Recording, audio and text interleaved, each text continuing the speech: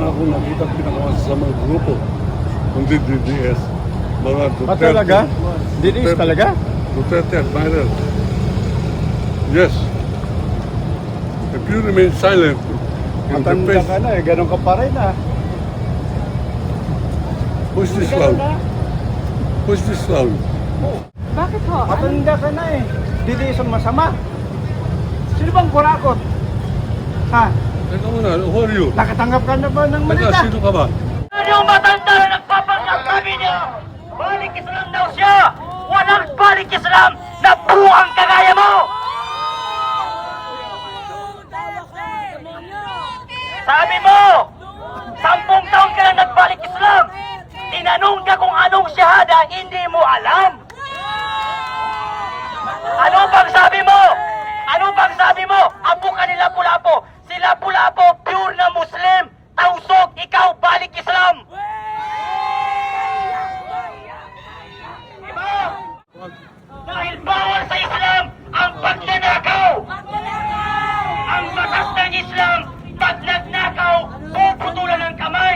Pag nagsinungaling, puputulan ng dila. Yan ang batas ng Sharia law.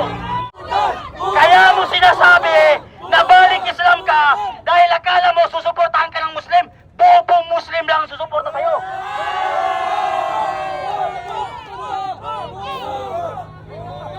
Pag ang leader, budol, pati ang taga-suporta niyan, budol din ka kaya ni Carbonell. Alaman.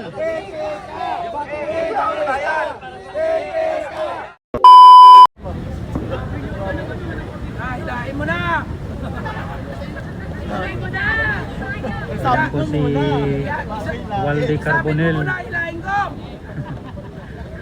May dalang lubid.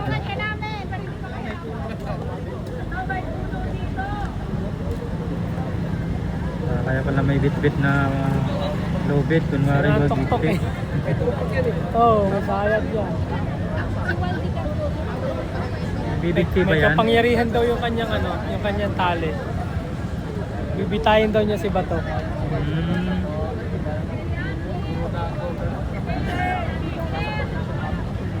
Oh, pansinin nyo para dumami ba yung viewers, oh? Oh, mga media, pansinin nyo para madaming viewers nyo. Italin nyo na! Italin nyo para ano? Hilahin natin. Awawak na. Ay, gawin mo.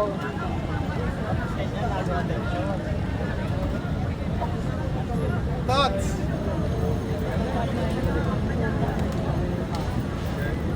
Nakagaluhan na siya Walde Carbonell. May bit-bit na lubid.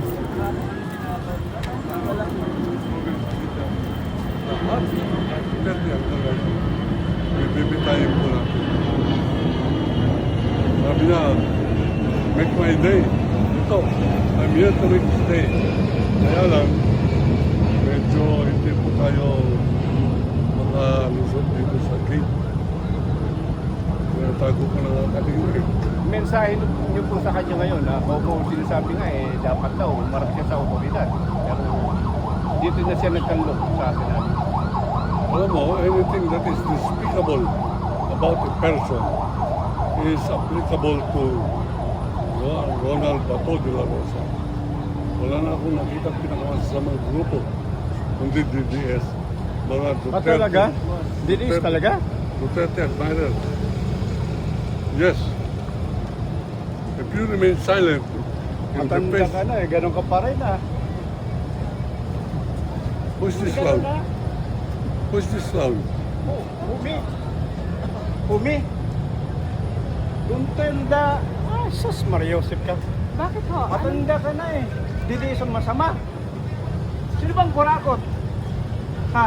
Teka muna, who are you? Nakatanggap ka na ba ng Teka, malita? sino ka ba? Hindi ho. Hindi ka pala eh. Bakit dinidepensahan ninyo? Sino? Sino nilidepensahan? Dinidepensahan ko si Duterte? Sasabihin ninyo masama yung DDS.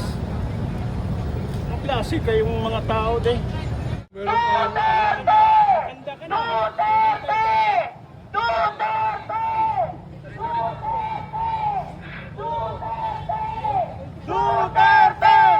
Duterte!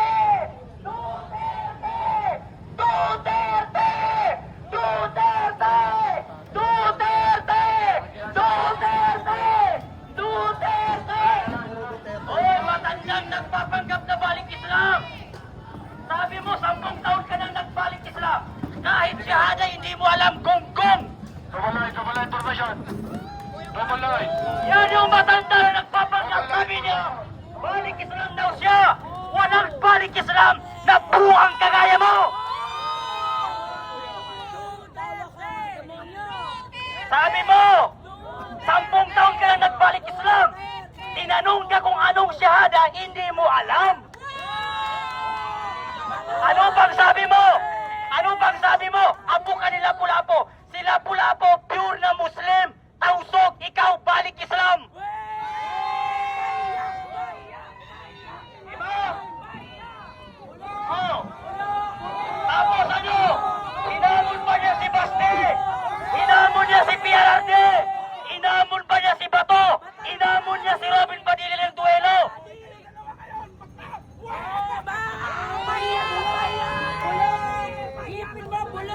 Walang Muslim na susuporta sa magnanakaw na administrasyon. Dahil bawal sa Islam ang pagnanakaw.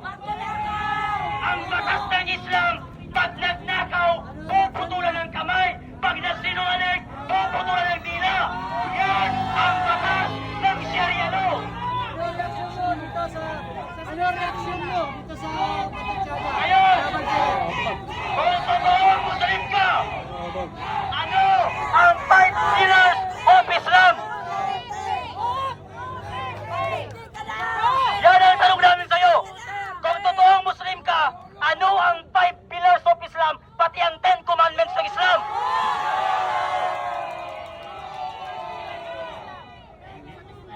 Ah, kung totoong balik Islam ka, ano ang unang ginagawa ng balik Islam bago makapasok sa Muslim?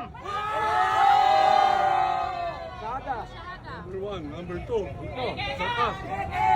Palibasa, yung amo mo, budol din kagaya mo.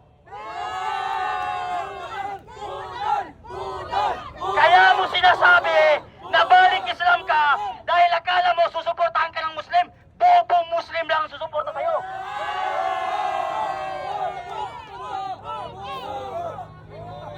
Pag ang leader, budol, pati ang taga-suporta niyan, budol din kagaya ni Carbonell.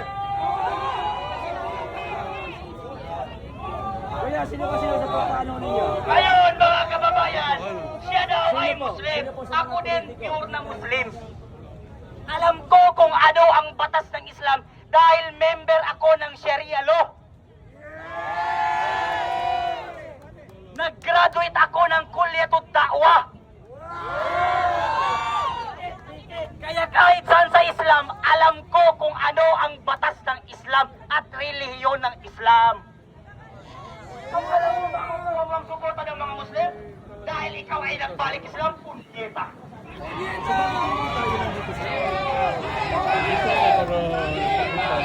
Mga kababayan ng Muslim! Mga kababayan ko! Sino po ba sa tingin niyo yung corrupt sa gobyerno? Sa kay Bato, kay Senator Robin Padilla, kay PRRD, pati kay Bastina, isang duelo. At marami din pumilit sa kanyang mga taga-suporta ni Marcos.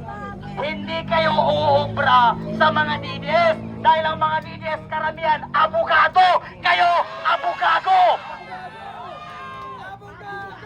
So hanggang doon na lang. Maraming salamat mga kababayan. Hindi ko, meron na rin po. Kanino po yung flood control? Itong latest, Opo. ito sa present Congress. Kanino po yan? Present administration. Kay Marcos. Kay Marcos. Sabihin niyo po kay Marcos. Kung totoong balik-islam ka ngayon, magdebate kayong dalawa dito ngayon. Ayan, inahamon daw po kayo magdebate, kuya. Oh, magdebate daw po kayo. Sige, debate, debate. Ayan, debate. Oh, padaanin niyo mga sir. Pili Muslim ka! Putang ina mo, gago!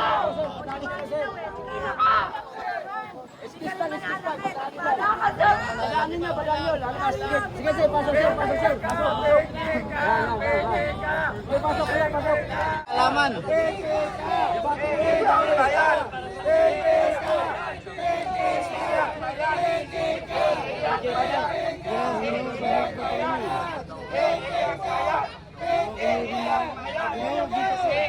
Hoy! Pigil na! Muslim ka niyawakan! Pigil! Hindi umiiyak, hindi namin. Sama-sama kayo ng mga peking pera na ginawa sa rekto! Ano po hamon sa inyo ni Duterte, sir? Ano po hamon sa inyo ni Duterte? Duelo. Ha? Magduelo. Nagduelo na kayo? Balik ka na sa Oo. Kailan po? Nagtapos na po yung duelo ninyo? Oo, Kailan po? 2003. Saan po kayo nagduelo? Davao. Kadabaw? May tinamaan sa inyo? Hindi sumipot eh. Hindi sumipot. Sinong Duterte hinamon niyo po? Marami kasing Duterte eh. Ang naghamon sa akin si Digong. Rodrigo. Mayor pa siya nun. Ngayon. Oo. Ang issue, pagkakapatay ni June Palaw. Si Jun pala. Oo. Ayun ang issue doon. Ako ang in-assign ng press club. Sige na. At yan ay ating inimbestigahan. Ayun. Nung inimbestigahan ko, nagalit si Duterte. Pinamon ako ng duelo. Yun. Duelo daw. Gamon ng duelo daw si Duterte mo. May pitpit siyang ano, may pitpit siyang lakas. Tali. May pagpitsang tali. Nangita siya kabaw bay. Nangita kabaw. Wala may kabaw. Waya. Ayun, nadurog ko rin. Nadurog ko rin. Hindi natuloy yung debate kasi Debate, sayang. pinigilan ng kapulisan. Sayang eh. Ayan na po si Waldi Carbonel.